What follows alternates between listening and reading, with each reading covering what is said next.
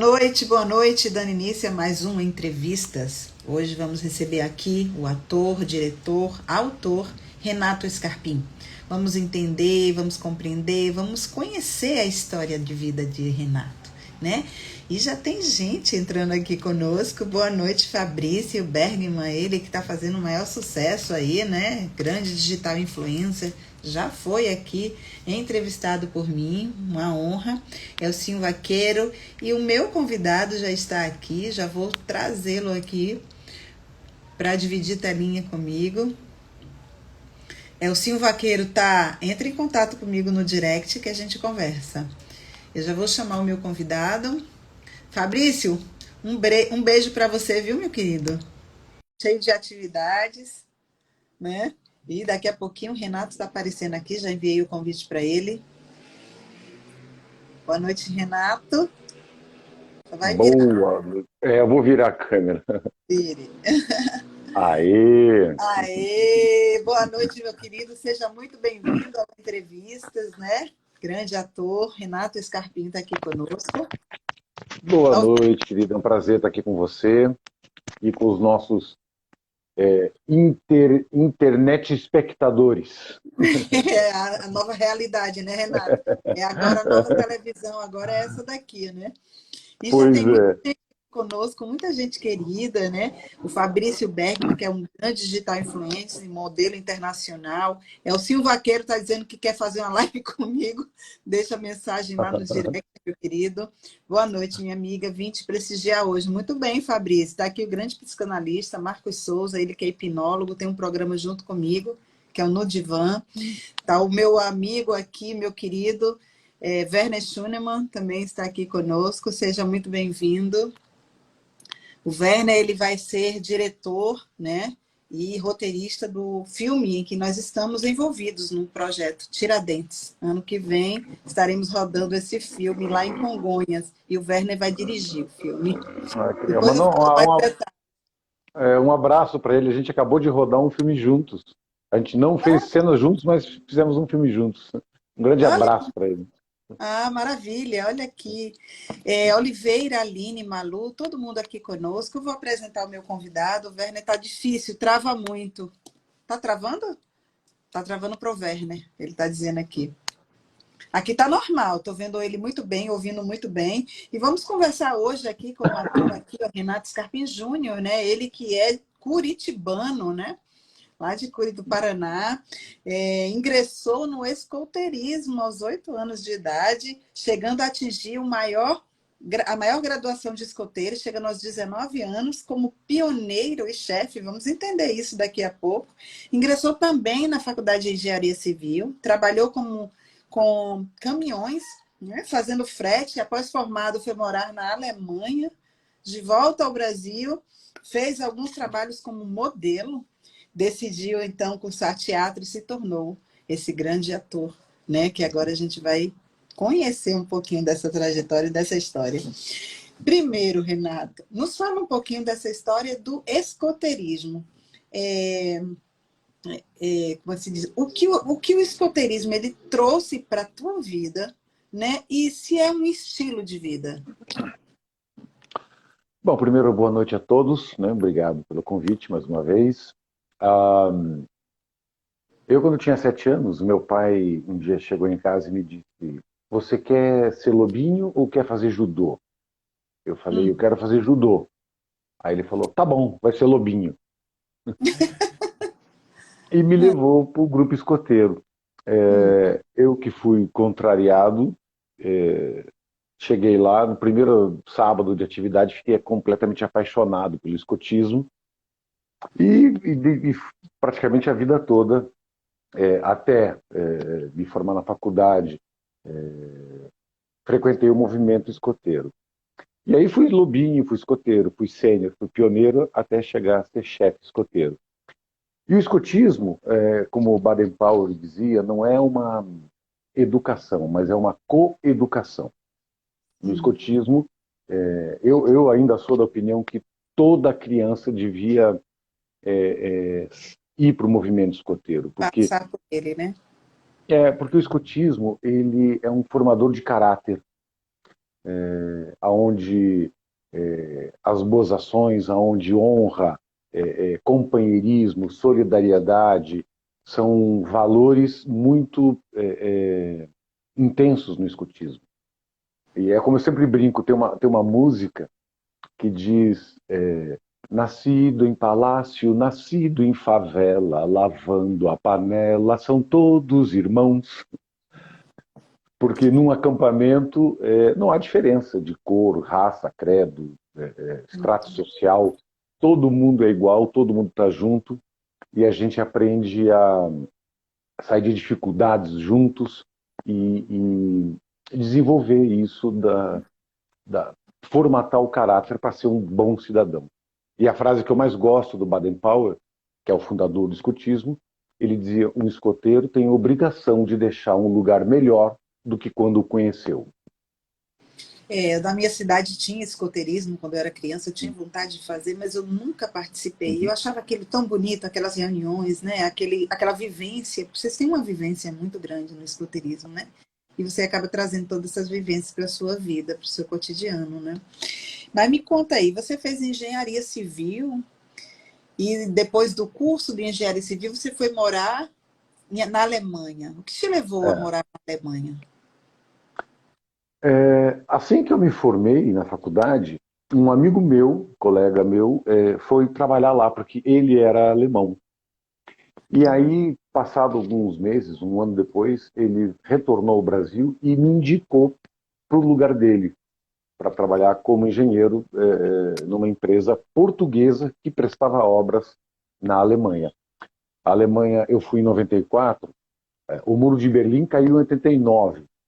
Ainda em 94, a Alemanha inteira estava em reconstrução. Toda a parte oriental da Alemanha ainda eram prédios muito velhos, então a Alemanha começou a se desenvolver muito rápido, então tinha obra para tudo quanto é lugar e faltava mão de obra. E precisava de um engenheiro que falasse português, porque todos os funcionários da obra eram portugueses. E aí você volta para o Brasil e como é que você entra no mundo artístico, né? Como é que cai, né? Cai em você essa questão do ser ator. É muito engraçado, porque assim, ó, eu sempre conto a história de que quando eu era criança, o que eu queria mesmo fazer da vida era ser padre. E, e aí depois, obviamente, acabei descobrindo que não era ser padre, mas o que me encantava era ter coisas boas para dizer para as pessoas.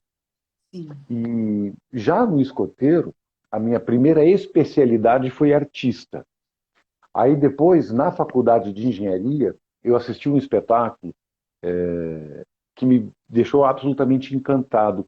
E eu até pensei em parar a engenharia e recomeçar a faculdade de artes cênicas. Mas eu já estava quase para me formar também, não valia a pena. Aí acabou pintando esse trabalho na Alemanha. Quando eu voltei, eu falei, eu vou fazer um curso de teatro, vou ver qual que é. Sim. Era mais de curioso. Só que acabei me inscrevendo num curso que é um dos melhores de Curitiba, assim, da Fátima Ortiz, chamado Pé no É Palco. no palco. E muita sorte, porque é um curso sensacional. E em 3 meses de curso, eu percebi que era aquilo que eu queria fazer pro resto da vida. Então, aí continuei fazendo o curso, já acabei dando muita sorte, porque comecei a trabalhar muito cedo como ator, e em coisa de 2 anos, ainda conciliando a engenharia com as artes cênicas, 2 anos depois abandonei de vez a engenharia e me dediquei, até hoje me dedico à profissão de artista. E nunca se arrependeu, né? Não, só quando eu olho meu saldo da conta no banco. Aí, Não está fácil para o artista, né? Viver só da arte aqui nesse Brasil. Acho que não sei se no mundo inteiro também, mas aqui a coisa é feia. Mas vamos melhorar, vamos melhorar. E como foram assim as tuas primeiras participações já na Rede Globo, né? é, eu, eu já fazendo teatro em Curitiba e começando a me estabilizar na carreira e já criando um nomezinho, né, no meio da classe artística, eu fui convidado para fazer a oficina da Globo. Hum, E só que na mesma época eu ia assinar um contrato com uma companhia de teatro em Curitiba, onde ia fazer uma sequência de 3 espetáculos diferentes, fazer um repertório. E acabei tendo que escolher. Aí eu optei por fazer a oficina da Globo. E aí, tão sortudo que eu sou, eu hum. perdi o contrato da peça e naquele ano a oficina da Globo não aconteceu. Aí acabou que eu fiquei desempregado e sem a oficina da Globo. E o produtor de elenco da Globo, André Reis, chegou para mim e falou: Renato, cara, a oficina não vai rolar, mas eu posso te dar uma força. Se você quiser vir para o Rio, eu te apresento as pessoas aqui no Projac e tal. Acabei fazendo isso e meses depois os produtores começaram a me chamar para fazer participações lá na Globo. Então, aí acabei fazendo várias, né, 2, 3 anos. Sim. Começando pela... Oi, pode falar. Não, aí você foi para a Globo, não deu certo, e você volta para Curitiba, faz o teatro, e depois você retorna para a Globo de novo. Foi isso? Foi essa trajetória? Foi quando Não, você. Não. não. Quando rolou esse esquema de não rolar a oficina, e o André falou: ó, se você quiser vir para o Rio, te dou uma força. Sim. Foi engraçado. Um dia, eram umas 11 da noite, assim, eu comecei a carregar o meu carro, mala e tal. Aí meu pai falou: vai viajar? Falei: vou. Vai para onde? Falei: vou para o Rio de Janeiro. Ah, que legal. Volta quando? Falei: não sei, estou indo morar. Desse jeito. Foi exatamente assim. E Ah, aí eu peguei o carro, viajei a madrugada toda, cheguei em Copacabana às 7 da manhã, parei numa banca de jornal, comprei o jornal, vendo quarto para alugar. À tarde eu já tinha acertado, já estava morando num quarto ali no Lago do Machado, hum, perto do Flamengo. sim. E acabei morando no Rio 3 anos. E nesses 3 anos que eu fiz todas as participações lá na Globo, porque aí comecei a ir no Projac, levar currículo, aí aquela coisa, né? Sim, a Me coisa da apresentar para os conquista. produtores, me E aí apresentar para as pessoas. foi nessa época que você fez aquela novela Um Só Coração? Não, Um Só Coração veio bem depois. Ah. Eu, Então, quais foram os seus né, primeiros trabalhos na Globo? meu primeiro trabalho na Globo foi Torre de Babel. Torre de Babel. Foi Já a uma grande primeira produção, vez. né? Um grande Sim, nossa, uma produção. novela de sucesso. Sucesso. E foi muito bacana, assim, porque nessa foi a primeira vez que eu entrei no Projac para gravar alguma coisa.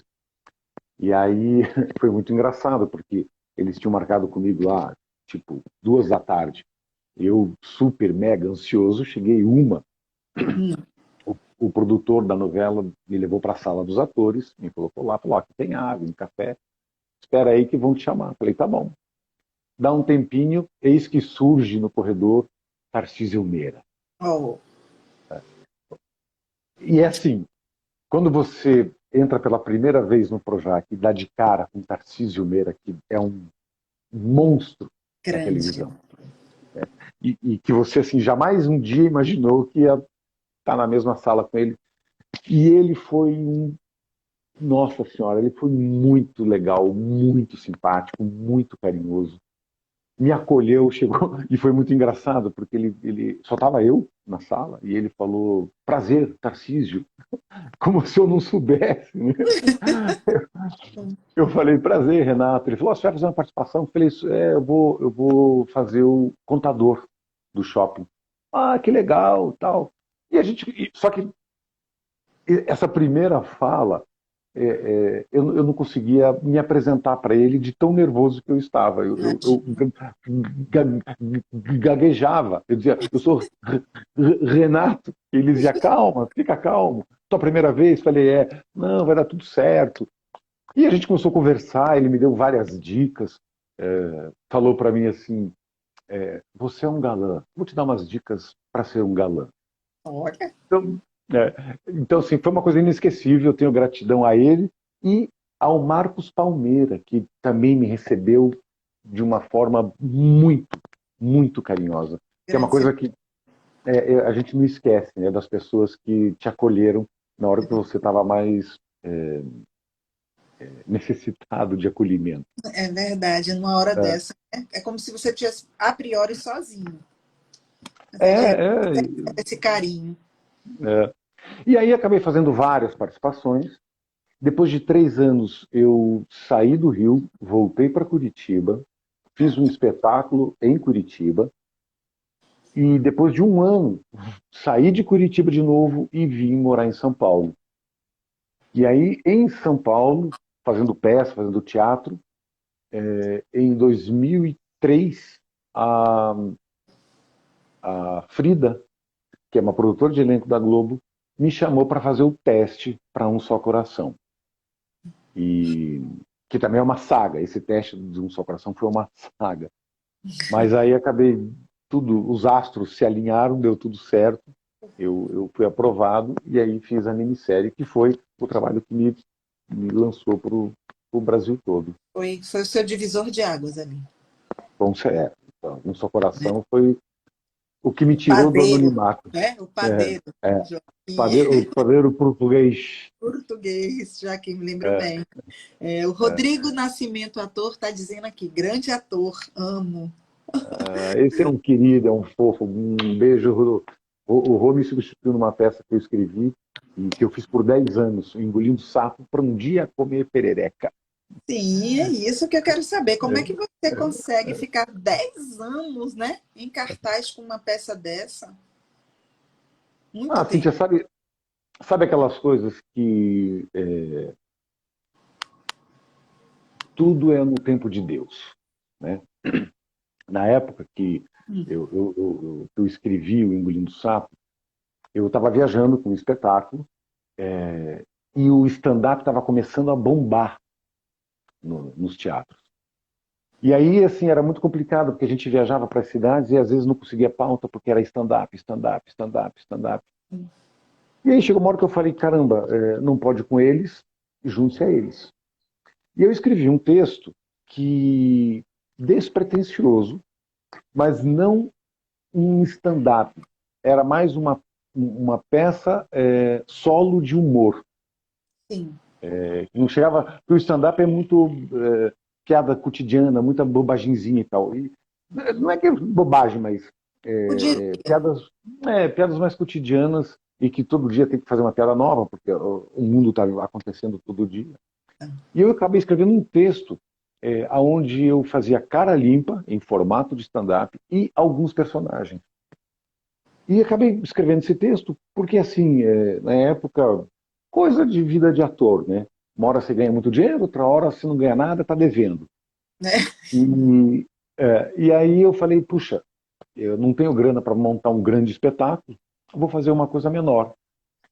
E estreiei com essa intenção de, vamos ver o que vai dar.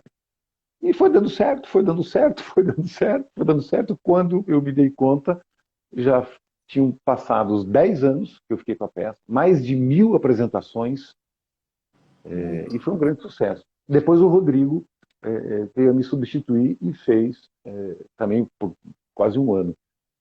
Essa peça, ela rodou o Brasil, chegou a rodar o Brasil ou ela ficou só ali em São Paulo, Rio? Eu fiz São Paulo e todo o interior de São Paulo, fiz Curitiba, fiz algumas cidades de Minas, fui para o Acre fazer o espetáculo, em Rio Foi. Branco, Uhum. foi muito legal. E quando eu ia voltar a viajar, ia fazer uma turnê pelo Nordeste, veio a pandemia. Aí Uhum. acabou com todos os planos. E você fez alguma coisa durante a pandemia? Você chegou a desenvolver algum trabalho durante a pandemia? Sim, na pandemia, quando a pandemia estava prestes a estourar, eu e minha mulher, a gente estava com um espetáculo chamado Do Abismo às Estrelas, que era uma produção nossa e da Luri Margiana, que era quem escreveu o texto, eu dirigi e a Marita Curi fazia o espetáculo como atriz. Teatro? Lindo, teatro. Era lindo o espetáculo, lindo. Um texto espírita, Divaldo Franco, baseado no livro do Divaldo Franco, que psicografou Vitor Hugo, aquele dos Miseráveis. Sim, sim. E era uma história muito legal. E a gente estava com esse espetáculo. A Marita faz até hoje um espetáculo chamado Maria de Nazaré, que conta a vida de Maria de Nazaré, desde que ela era menininha Deve ser lindo. até Jesus passou, morreu e ela continuou até morrer velhinha. E eu com Engolindo Sapo. O Maria de Nazaré também texto e direção da Lurimar Viana. E a gente estava pautando várias cidades do Brasil com esses 3 espetáculos. Quando veio a pandemia, do dia para a noite, nós ficamos sem trabalho, sem dinheiro, e assim, dinheiro investido nos espetáculos, com passagem, perdemos tudo. E aí a gente se viu dentro de casa, eu e a Marita, sem saber o que fazer. E foi aí que surgiu a ideia da fábrica de homenagem. Já ia perguntar sobre isso. O É, que é a fábrica de homenagens, é. né? A gente pensava assim, nós somos artistas. Eu escrevo texto de teatro, às vezes roteirizo algum filme, alguma coisa do tipo. A Marita tinha um blog de poesia.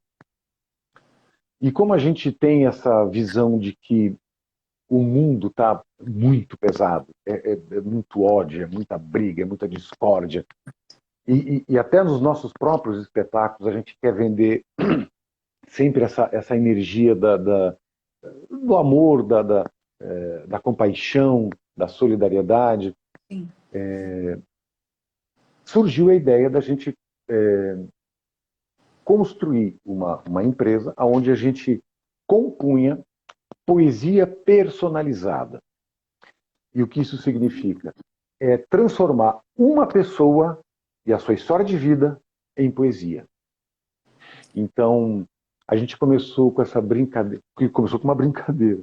Tudo que a gente faz começa com uma brincadeira e depois fica sério, né? Fica sério. Mas começou no Dia das Mães, em 2020. A gente falou, quer homenagear a sua mãe? Manda pra gente uma historinha da vida dela. A gente manda um questionáriozinho com 4, 5 perguntas. Escreve um pouquinho sobre a sua mãe, contando a vida dela, e a gente transformava a vida dessa mãe em poema. E aí grava esse poema, declamando esse poema, e faz um videozinho super bacana. E foi um tremendo sucesso. Um tremendo sucesso. Porque na pandemia, não sei se você lembra, as pessoas não podiam sair de casa para visitar os pais. Isso. Todo Né? mundo ficou isolado. Todo E mundo. aí, então assim, os pais, mães que eram mais velhos, meses sozinhos em casa. Não podiam receber um abraço, um beijo. E aí receber o poema era aquele alento, aquele abraço no coração carinhoso, aquele afago na alma da pessoa. E foi assim sensacional, porque dali a gente acabou continuando com esse trabalho, tem até hoje. Até hoje a gente faz Eu ia poesia. perguntar se ainda tem, né, essa fábrica de homenagem. A Uhum. gente depois está divulgando aqui. Eu acho lindo isso. Eu não lembro, não recordo direito, mas o Lucas Donson, que também esteve aqui comigo numa live, ele disse também que desenvolvia alguma coisa nesse sentido, assim, mas era mais corporativo. O trabalho dele era mais Ah. corporativo. A gente começou com essa amplitude pessoal, né? Sim. A gente pega uma pessoa e transforma essa pessoa em poema. E a gente tem projetos, vários projetos para estender isso É também para o meio muito corporativo, jovem. porque a gente já fez, inclusive, poemas para empresas em ocasiões especiais, né, eventos. Sim. Teve um, por exemplo, que foi muito engraçado, aonde tinha uma equipe de uma grande empresa, onde o contrato de uma das meninas de estágio ia se encerrar. Então, ia ter uma festinha para ela lá de despedida e tal, porque o contrato havia se encerrado. Mas, na verdade, a chefe do departamento entrou em contato com a gente e falou, olha, a gente vai efetivar e vai dar um upgrade na função dela aqui. Ela vai ser promovida. Mas ela não sabe. Então a gente quer que vocês façam um poema contando a história dela aqui na empresa e o tempo todo dando a entender que é uma despedida, para revelar que ela vai ser efetivada e promovida só no final. E foi muito, muito legal, assim. Ela soube que o contrato dela de estágio havia terminado e ia assinar o contrato efetivo pelo poema e pelo vídeo que a gente fez. Nossa, deve ter Então, sido muito emocionante. não, foi demais, assim. A gente depois mandaram os feedbacks. Nossa, uma choradeira, todo mundo chorando, o pessoal da equipe, todo mundo tinha o maior carinho pela menina. Ela mesma, imagina, né? Ela É chorava. maravilhoso. É. Precisa ser divulgado mais ainda, esse trabalho de É, vocês. não, e assim, a gente, como tem histórias lindas para te contar, se você quiser, sobre os efeitos que esses poemas tiveram sobre pessoas, Sim, entendeu? É. sim, claro. Teve uma Fala, vez, fala algum, né? teve uma vez, por exemplo, que uma senhorinha ligou para a gente e dizendo assim, olha, eu vi um poema que vocês fizeram, não sei para quem lá, uma sobrinha dela, não vou lembrar. E achei maravilhoso, achei lindo, achei, nossa, muito tocante. E eu queria que vocês fizessem um poema para o meu marido. Ele já está com mais de 80 anos e ele entrou numa depressão muito severa. Então, a gente já foi para médico, já foi para psicólogo, foi para psiquiatra, ele está tomando remédio e nada está adiantando. E já faz um tempo que ele um dia deitou na cama e não levantou mais. E a gente não sei mais o que fazer. Não tem mais o que fazer, porque nem remédio tarja preta está ajudando ele mais. E ele não quer levantar, não faz mais nada. E aí, quando eu vi o poema de vocês, pensei, falei, é minha última chance, uma última cartada, porque desse jeito ele vai acabar morrendo. Ah, tá bom. A gente mandou questionário, ela respondeu, a gente fez o poema, gravou, tal, mandou. Uma semana depois, ela liga, super emocionada, dizendo assim, o que vocês fazem não é só um trabalho artístico, é milagre. Olha, Ele assistiu o vídeo do poema sobre ele, sobre a vida dele. Ele começou a chorar, chorar, chorar, chorar, chorar, chorar, chorar. De tanto chorar, acabou dormindo. No outro dia de manhã, eu acordei, ele não estava na cama. Estava na cozinha fazendo café. Aí eu falei, você levantou, velho? Ele falou, levantei, eu vou dar uma voltinha. olha, Uma semana depois, ele começou a fazer Cooper todo dia de manhã. um Então, start, né? assim, Foi um start na vida dele, né? O poema. porque de repente ele se viu o quanto ele era amado, o quanto ele era uma pessoa especial para sua família, para os seus amigos, o quanto ele era importante para a mulher dele. E aquilo fez com que ele falasse: Meu Deus, o que eu estou fazendo deitado nessa cama aqui há 2, 3 meses? Isso, então, assim, se imagina, eu não quero dizer que o poema foi é, mais efetivo que um remédio tarja preta. Mas Mas a nesse verdade, momento, mas nesse nesse momento momento, foi. né? Porque o poema toca a alma, toca o coração, entendeu? A pessoa, esse mundo maluco que a gente vive, está nos desacostumando a olharmos para nós, para nossa alma, Sim. entendeu? E o poema faz isso, resgata a humanidade das pessoas. E aí, Lindo. é, é, tanta coisa como essa aconteceu, tanta história bacana que aconteceu, que a gente está com projetos. A gente está com um projeto de fazer um livro Isso que eu ia contando falar agora. Vocês não a vida pensaram das pessoas. né, Estamos com um projeto, de fazer o livro. A gente está com um projeto de fazer um programa de TV para a fábrica. muito bacana. Vai É, ficar muito bacana. Porque a você gente vai está agora contar a quase. vida real e você vai Uhum, contar ela, você vai contar o que foi que aconteceu através das poesias, né? A é. vida real A da gente, pessoa, como elas foram transformadas, impactadas, né? porque a nossa intenção é trazer um pouco de luz. Então, Sim, assim, a ideia do programa é pega pessoas simples, pessoas normais, mas que fazem a diferença para o bem. sim. Então, às vezes você pega aquela pessoa que não tem tantas posses, ou que é muito humilde, ou mora na favela, ou mora no meio do mato, Mas mesmo assim, com todas as dificuldades, são essas pessoas que acabam pegando dois, três filhos que adotam dois, três filhos, pegam para criar. São essas pessoas que ajudam o vizinho, são essas pessoas que sempre fazem alguma coisa para o outro. E aí a ideia do programa é isso, contar a vida dessa pessoa, mostrar para o público a vida dessa pessoa e homenageá-la, transformando a vida dela e ela em poesia. Nossa, vai ficar muito bacana. Eu já quero assistir. Eu já quero assistir. Muito legal. Oh, tá aqui conosco a Marcela Almeida, seja bem-vinda. A Kessia Érica, excelente artista. Chico Sobreira também. Ariel Gomes, grande parceiro aí, divulgador de lives, nossa, marido aí de uma grande escritora, Lucilene Manhães, que tem livros escritos maravilhosos. Luiz Rodolfo, muita gente legal. Jim Carrey, ele tá falando que você parece com Jim Carrey. O Ari, um Muita gente fala beijo. isso. Muita gente fala isso. Pois é, o Leandro de Souza também está aqui conosco, um grande modelo internacional, também ator. Paulo, psicólogo, está aqui conosco, grande amigo. Ótima noite para Paula. você. Obrigada, Paulo. Colialina, minha querida, um beijo em você. Kátia, Genildo, muita gente, Igor, Roberta, grande ator, a Colialina está falando. Paulo Gabriel. E muita gente aqui. Chefe Lousada, que está lá nos Estados Unidos, também já fez uma live. Beijos para você, meu querido. Fez um prato maravilhoso aqui. E ele tem umas ideias fantásticas. Nós ainda vamos montar um programa juntos, viu, chefe Lousado? Aguarde. Gustavo, tem muitos psicanalistas, psicólogos aqui conosco. Carla, minha querida, um beijo no seu coração. Carla, seja bem-vinda. Denise, Carlos Mendonça, nossa, quanta gente legal. Hudson Cardoso, grande poeta, está aqui também conosco. Tem um poeta aqui. E muita gente, eu vou falando aos pouquinhos.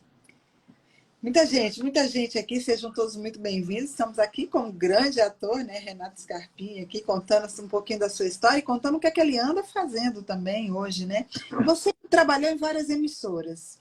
Você passou por, né, em várias emissoras, SBT. Como é trabalhar nessas emissoras? Existe assim um diferencial de uma para outra? É um desafio? Total. Total as duas coisas. É diferente e é um desafio. Eu É só mais não questão fiz de nada. direção? Foi? É mais uma questão Não de entendi, direção? perdão. É mais uma questão de direção? Como é isso? Não, não. Quer dizer, isso também, mas eu imagino que o ambiente da empresa, cada uma tem uma particularidade, né? É como eu digo assim, ó, eu fiz novela na Globo, aí depois fui por SBT, fiz 4 novelas no SBT, fui para Record, fiz novela na Band.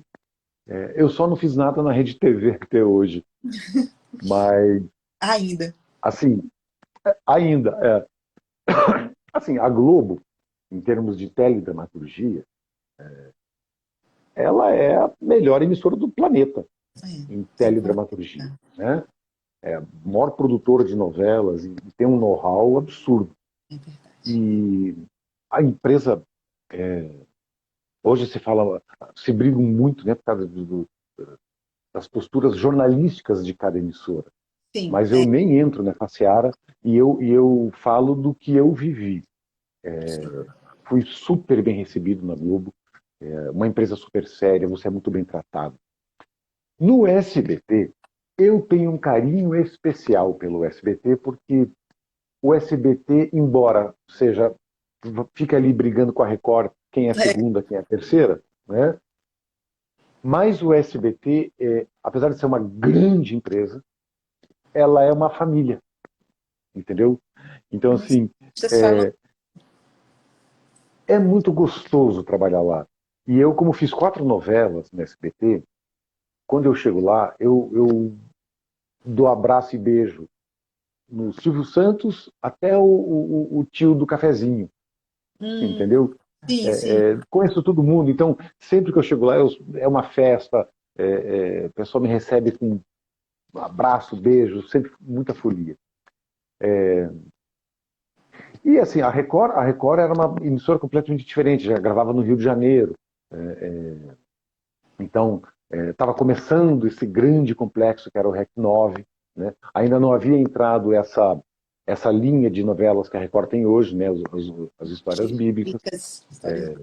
É, eu ainda fiz Bicho do Mato, que foi uma das últimas novelas, que é quase que um Pantanal, né? Sim. E foi uma novela também de grande sucesso. E na Band, a Band já fez novela lá atrás, parou por muito tempo, aí retomou uma época, foi essa época que eu fiz a novela lá, fiz Água na Boca, uma novela, embora a audiência era obviamente muito menor, mas foi uma novela muito elogiada, uma novela muito legal. Trabalhei com grandes atores.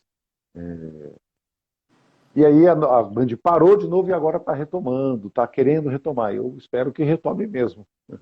Sim, os atores agradecem, né? Tem muito ator, muita gente nova aí no mercado também, muita gente também aí que são grandes atores aí estão parados, né? Não estão fazendo É, novelas e que precisam voltar para a telinha porque estão fazendo muita falta. Eu tive a é. oportunidade aqui, o privilégio de entrevistar algumas pessoas que já estão afastadas um bom tempo das telinhas, mas que são grandes atrizes e atores, né? E precisamos vê-los de volta atuando, né? Você escreve, você dirige, você atua, né? Qual é a É. diferença desses desafios aí de atuar, dirigir, escrever? A escrita surgiu mais como necessidade. Eu havia escrito um texto de teatro lá atrás, há muito tempo, mais como exercício. Mas o primeiro texto que entrou em cartaz foi o Engolindo Sapo. Como eu já contei, foi Foi uma esse que ficou 10 necessidade do anos. momento. É, Hum, e que, assim, 10 anos em cartaz, mais de 1.000 apresentações, não dá para reclamar, não dá para dizer que não foi um sucesso. Foi, não tem né? como, né? E aí eu acabei tomando gosto. Então escrevi alguns outros textos. Escrevi um texto para Marita, né, a minha mulher, um texto chamado Mulheres, Tanta Coisa em Comum, que é um texto absolutamente feminino sobre o universo feminino. E que também assim foi marcante na vida de todo mundo que assistiu o espetáculo. Também aconteceram histórias lindas por causa desse texto. Monólogo?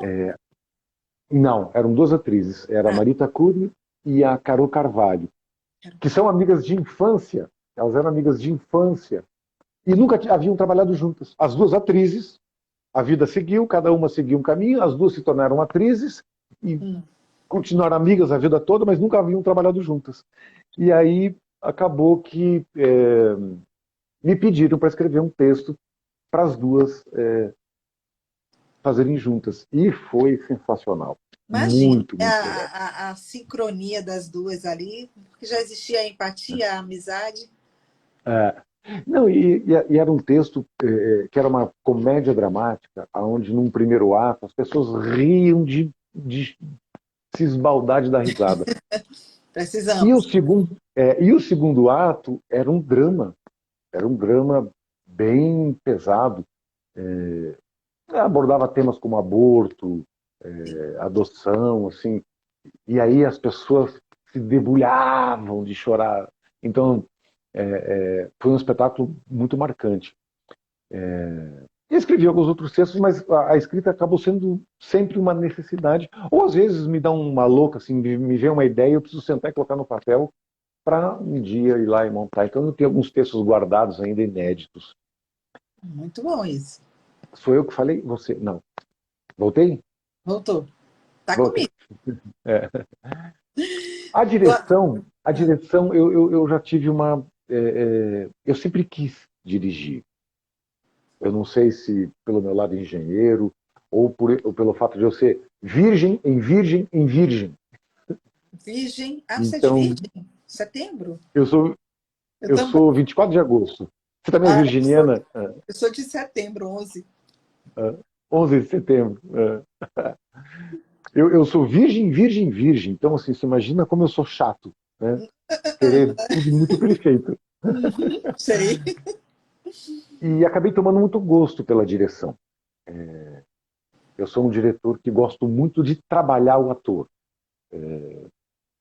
Enquanto a gente vê muito espetáculo hoje preocupado com a encenação, para a encenação ser bonita, e você olha o ator em cena, coitado, meio manco ainda com o personagem, isso sempre me incomodou demais. Eu gosto de trabalhar o ator, de contar uma boa história para o público, para que o público entre de cabeça no que ele está assistindo. E isso me dá muito prazer. E atuar é aquela paixão eterna. É o nato do ator. A gente vê É, muitos atores assim, eu tenho visto muitos atores indo para o lado da direção. Né? Eu tenho visto muitos uhum. atores indo. Isso é natural que aconteça com o ator? Eu acho que sim. Se a gente, tem muito filme de cinema mesmo, lá em Hollywood, que quando você olha, Hum, ou em série isso é mais comum. Se você prestar atenção nos créditos, tem muita série que cada episódio é a direção de uma pessoa diferente. E, invariavelmente, em algum momento, um dos atores da série, ou o ator principal, está dirigindo a série. Eu acho que é um passo natural. Existem aquelas pessoas que não têm a menor aptidão para direção, que não se interessam e não querem, né? sim. Preferem só atuar. Mas eu acho que para a maioria é um caso. A Marita, por exemplo, não tem o menor interesse em dirigir. E ela é atriz há mais tempo do que eu. Eu vejo muitos atores assim indo para o lado da direção. Acho que é uma maneira assim também até de eu sou o ator, mas eu quero também poder contribuir nesse universo, como você falou, né? Dirigir o ator, né? Trabalhar o ator. Acho que muitos têm dessa visão mesmo. Muito legal isso. Patrício Cardoso, boa noite, seja bem-vindo. Quem está mais aqui? Daniel, Lidiane, Léo, Chave, Débora, Karina. Hudson Cardoso de Santana, boa noite. O meu trabalho poético não teve tanta amplitude, mas faço esse tipo de homenagem diariamente nas redes sociais. Parabéns pela iniciativa de fazer alguém sorrir. Ele está falando para você. Ô, Hudson, um grande abraço, muita boa sorte, muito sucesso nas suas escritas também, porque o mundo precisa de mais poesia. E é bom que você esteja fazendo as suas também e colorindo o mundo com as suas palavras. Está aqui conosco também aí o diretor da TV RSDP TV, na qual eu também faço parte, né? O programa Entrevistas passa lá, dia de Hum. domingo, às 15 horas. Gilberto Romano está aqui conosco e ele está falando que o SBT é uma família. Me espelho Uhum. muito no Silvio Santos, referência no nosso meio de comunicação. O Gilberto é um excelente diretor e ele está à frente dessa rede, porque agora as redes são todas nos Uhum. streams, né? A gente está vendo aí o Aham. estouro que é nos streams e tal. E a rede RSDP TV, ela está assim, no nível de audiência altíssimo. E passa tanto no Brasil como no exterior. Nessa nossa live, ela vai estar também lá no próximo domingo. Esse domingo vai ser da semana passada. Que legal. E o outro domingo vai ser a nossa live, vai estar também, mas eu vou te informar tudo direitinho, o Tá. link, tudo para a gente poder anunciar para o pessoal, tá? E já fica também aqui o meu convite a você para estar comigo também no jornal, no qual eu escrevo, que é um jornal Zona Sul aqui do estado de Sergipe, muito bem conceituado, onde também eu tenho uma coluna do Entrevistas lá. E já fica aqui meu convite a você. Alissa Anjos, minha querida, aí, grande artista, aí, é a primeira cantora trans de forró, já esteve comigo. Hum. Damiana Alves Barbos, uma grande produtora cultural, está sempre envolvida aqui. As novelas que vêm aqui para o Nordeste, a Damiana é que Hum. forma como é que se diz? O Corre atrás elenco. dos figurantes. Corre atrás dos figurantes, Tá. está sempre envolvida em tudo que diz respeito. Pensa numa pessoa que é a pessoa, é o canal, é ela. Damiana Alves Barbos, minha amiga querida, está aqui conosco também. Ela produz teatro também? Não, ela diz, ela Não. organiza junto com você. Você fala para ela, Dami, eu quero isso. Pode deixar na mão dela que ela faz tudo. Ah, é virado. Porque o espetáculo Maria de Nazaré Ah, é muito fácil de viajar, porque é um cenário simples e são 3 pessoas. E a gente tem muito interesse em viajar ao Brasil com esse espetáculo, porque é o que eu digo. E Maria de Nazaré não é um espetáculo religioso, ele é um espetáculo histórico.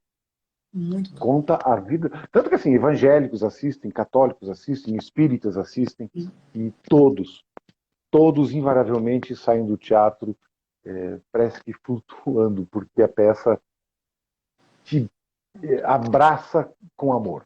E E a gente quer muito levar a peça. vamos apresentar a peça, né, a alguns Ah, que produtores legal. aqui da região. Depois a gente fala sobre isso. Vou apresentar a Dami para Uhum. vocês. Olha, a Marita está aqui. Está dizendo um diretor Tá, incrível, privilégio dos atores e atrizes dirigidos pelo Renato. A Marita Cury está aqui falando. Seja bem-vinda, minha querida.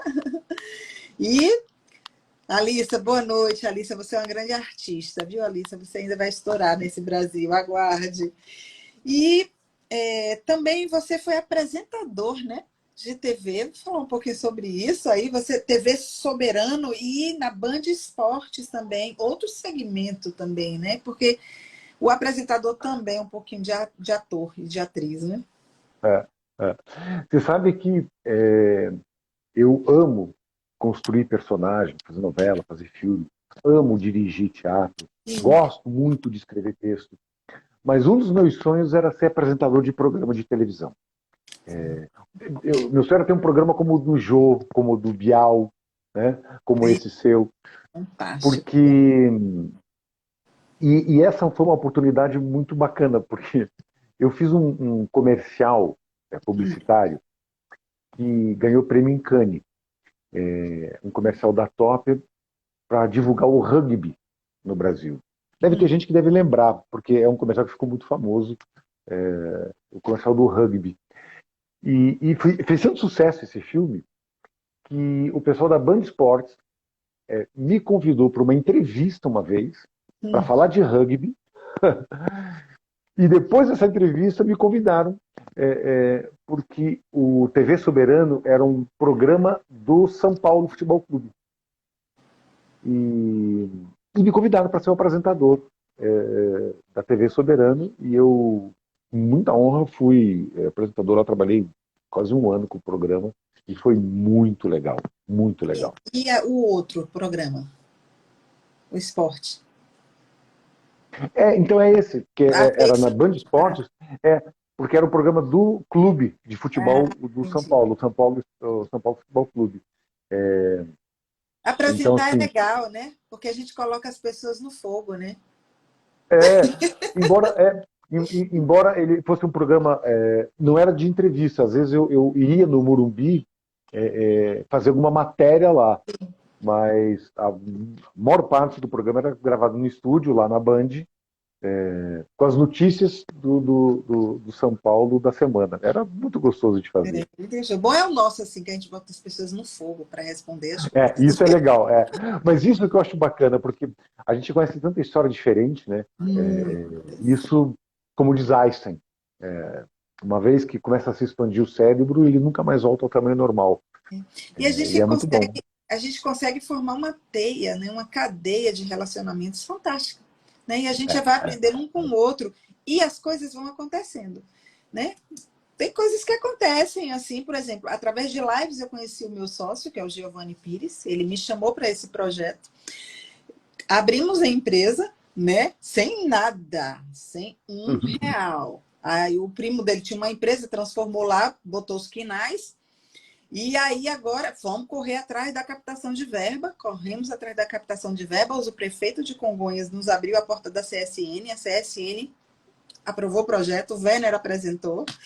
E estamos agora aí, Nancine está lá e esperando ser, né, liberado tudo para a gente poder tocar o barco e o dinheiro entrar para a gente poder tocar o barco mesmo. Porque sem dinheiro a gente não faz. Mas vai dar certo.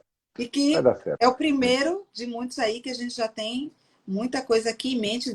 Está conosco também, não sei se você conhece, o grande Dostoiévski. Sim. Conhece Dostoiévski? Ele é diretor, roteirista. Ele fez um filme agora recente, Horizonte.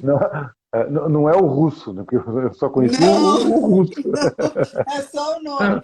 O Dostoiévski, ele é diretor, roteirista, ele fez agora o filme em Horizonte. Ele tem vários filmes aí. nos É. streams, na Globoplay, um monte de coisa. Ai, que legal. É, ele tem, ele tem. Quem gravou, inclusive, o Horizonte foi o Raimundo de Souza, que já esteve aqui comigo também. Hum. Um amigo, É, querido, o Raimundo é gente boa pra caramba. É muito mas legal. ser humano fantástico, né? Gosto. Demais, demais.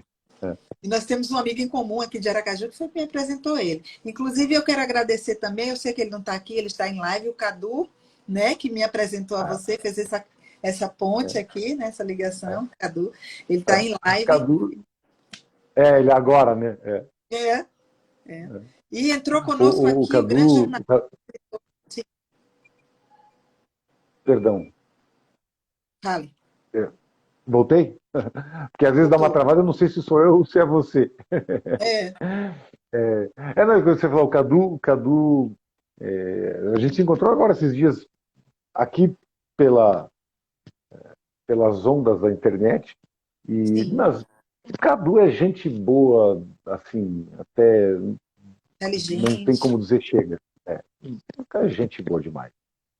É. Tá aqui conosco. Perdão, Oi.